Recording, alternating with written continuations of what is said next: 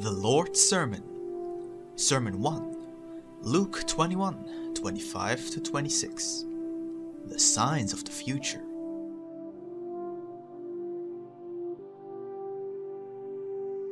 And there shall be signs in the sun, and in the moon, and in the stars, and upon the earth distress of nations, with perplexity, the sea and the waves roaring, men's hearts failing them for fear, and for looking after those things which are coming on the earth, for the powers of heaven shall be shaken.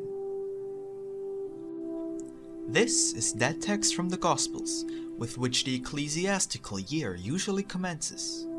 It is read to the believers at church every year, explained in one way or another, so as to best serve the preacher's purpose. Even if many of them do speak of signs and miracles, only a few know what these signs actually consist in, and in what way they will announce the time to come. Most preachers choose their explanations of this text from the political life, thus endeavoring to explain what is spiritual with worldly examples. This is quite as futile an effort as if one would try to explain the spiritual world through the material, whereas it should be the other way around, since the happenings in the world are the result of spiritual upheavals. Behold, my children, when in those times I spoke of signs and predicted to the Jews the destruction of their temple, only few of them believed my words, because they did not know me. Now, when I am telling you the same, there are quite as many doubters and non-believers expecting the signs from a different side than where they will actually be coming from. At that time, I predicted the destruction of the Temple of Jerusalem and the end of the Jewish people as an independent nation. I told them that the way in which they were observing their religious laws was contrary to what Moses and the prophets had wanted to give them, and that an end must be made to this conception and practice by means of the true interpretation, for the sake of which I had come and sacrificed my life. They did not want to relinquish what through habit had long since become their faith or religion. For them, the temple in Jerusalem represented the spiritual edifice of religion. However, since things were so bad in that temple, and religion was preached and practiced to suit the interests of priests and Pharisees, this material temple had to be destroyed if mankind were not to rot in the muddy, stagnant water of their lowest passions. Another spiritual, everlasting temple, for which I laid the foundation stone during my life on earth, could only be built on the ruins of the former.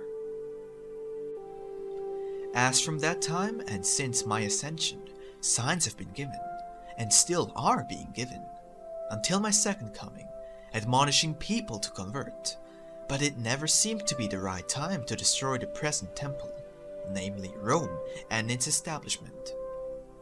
Even if a ray of light heralding the future illumined the heart of many a person, in Rome it stayed dark and kept getting darker instead of lighter. What once happened in Jerusalem, where the armed Roman power during a long time respected the religion and customs of the Jews and gave them a free hand, has happened also with Rome until this day. The mighty, with the sword in their hand, well aware of the nuisance in Rome, did not want to make an end to it, but preferred to use it in their own interest. However, just as once the Jews brought about the destruction of the temple and their own downfall through their presumptuous and rebellious attitude, the edifice of the infallible on Peter's chair in Rome will collapse through the presumption and blindness of his own assistants, and will have to make room for my teaching as once before. What happened when I first came to the earth as a man will happen again. There will be signs.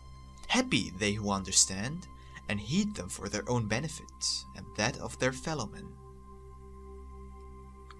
Spiritually, that which has been predicted will commence, and actually has already commenced, with exactly the same symptoms as once during my pilgrimage on earth. Wars and uprisings, the persecution of my followers, fear of the future, and all kinds of diseases, were the early signs then, and shall not be absent today. Not that I am sending them, but men work their own destiny through non-comprehension of my divine words, that shall remain unchanged forever. The wind of spiritual freedom is blowing also today, penetrating all human hearts. The human rights that have been disregarded for so long want to be respected and no longer trampled underfoot by just one class, the more powerful. It says that even a worm will turn when trod upon. Well, the mighty of the church and the world have trod on the worm long enough, endeavoring to completely subjugate it and let human dignity begin only with them. But they went too far. This they feel and are now, in their fear of the consequences, looking for means to stop this development. But in vain. As once in Jerusalem, also these mighty of today will reap what they have sown. At that time, I advised my followers to be moderate in everything, to retain their souls and bodies pure, and not to misuse them, so that they may stand purified before the Son of Man when he shall come. The same admonition applies also today. Watch and pray that ye enter not into temptation. Keep yourselves pure. Gain strength through your faith in my love and my divine care, which, even if it allows the most terrible things to happen, will never punish those who have followed my teaching with childlike trust and practiced it with faithful zeal. The signs of the time will pass you by when you have learned to adapt your body to a minimum of physical needs, but instead are more concerned with the building up of your spiritual being. Then, as once my followers did, you will praise my greatness, love and marry even over smoking ruins of worldly splendor and battlefields, where matter has been defeated, but the spirit liberated. Amen.